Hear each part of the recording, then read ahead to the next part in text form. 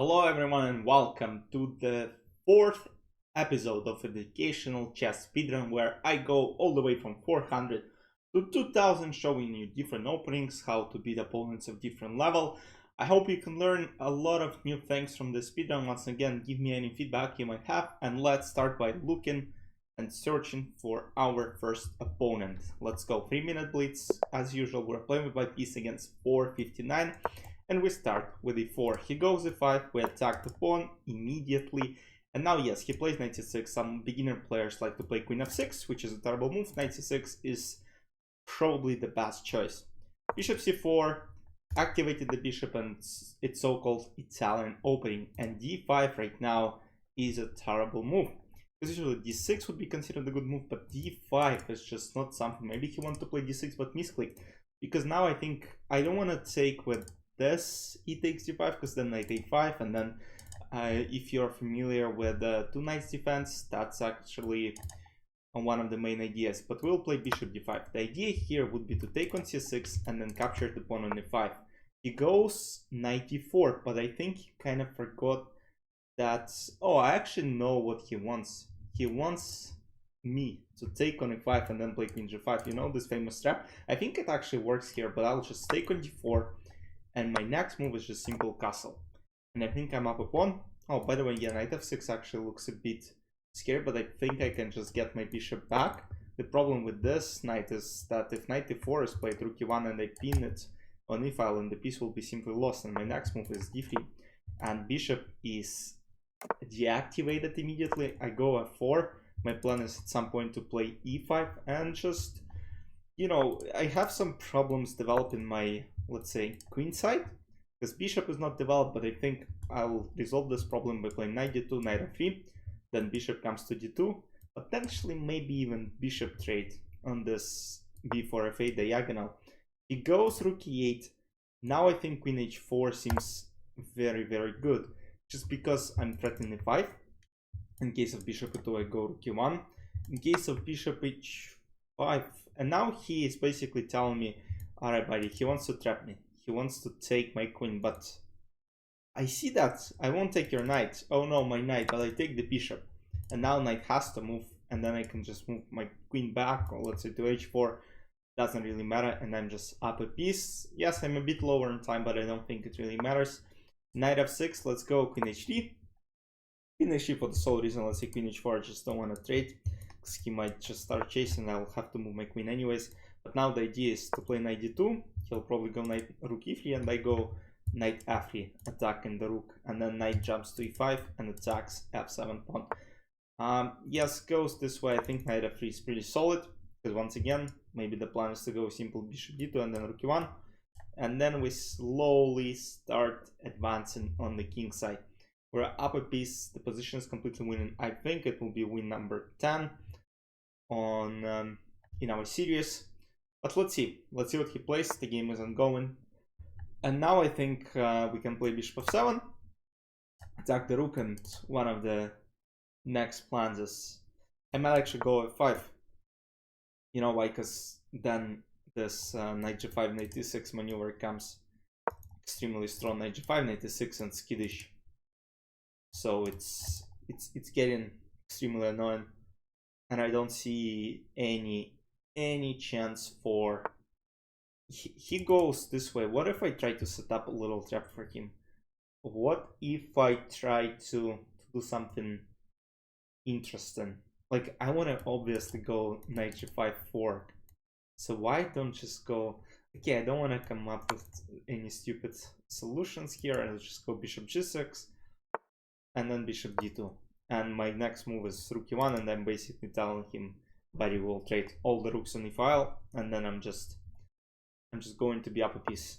One thing to blunder here for white is to play knight d4, because there's some bishop c5, yes, some counterplay, but now rook e1, and good luck trying to create. I could take on 8, I'm just dumb, I know, but okay, we might do it a little bit later.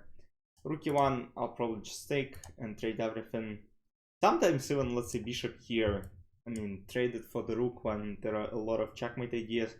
It's just, yes, you can take on a just to be even more safe, but it's To me, it's no excuse. I just forgot about that move, but because I was obviously thinking of Rook 1 all the time. But yeah, now it's just 20 moves.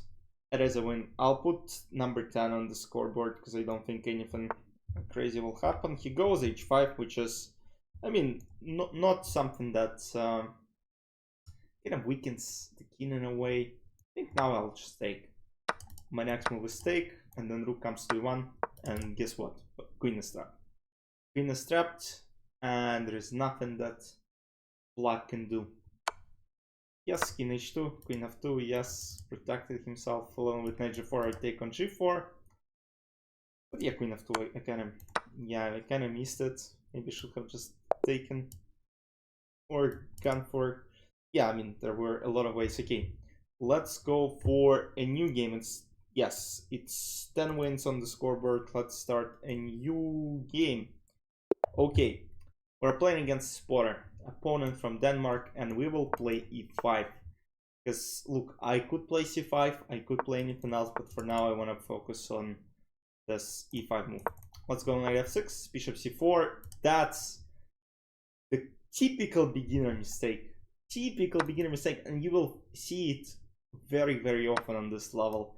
And now d5, and I get I mean, let's say now if this knight goes somewhere, that's just, or let's say bishop d5, I get 2 bishops advantage.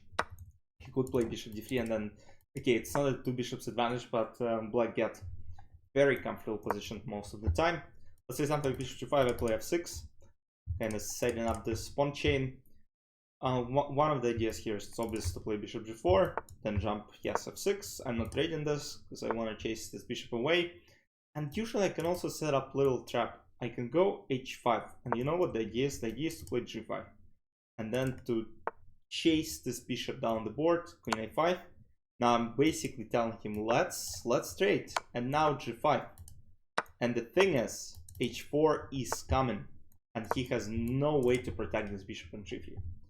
And my knight d4 comes, or knight b4 comes, doesn't really matter. He goes bishop e5, I take on e5, attacking d3 pawn. So he has to move his king probably, or go this way, but now I just have to be a little bit careful just to not blunder my knight. But of course now knight b2, and then I go, let's say, knight a4. There's also ideas of now going f5 and knight c3 fork, f5, trying to free up the c3 square. He goes this way, I'll just take, because look, after all, it's free material. And then I go bishop e7 probably, knight c3 fork is still threatening. I could take on f4, I just still want to kind of have this knight c3 option. Okay, goes this way. Let's go maybe b5. He takes b5, I go bishop d7 and attack b5 pawn. Because look, I gotta activate my pieces, because they're not as active right now. Obviously I'm up a lot of material, but still, knight b6, then I pick up a pawn on b5, and that's about to be over. Knight jumps to d5, potentially rook e5 doesn't really work. Let's go knight d5, bishop comes to c5, and then we can play even something like c6. Or we can take, play rook e8, and now we trade the pieces of the board.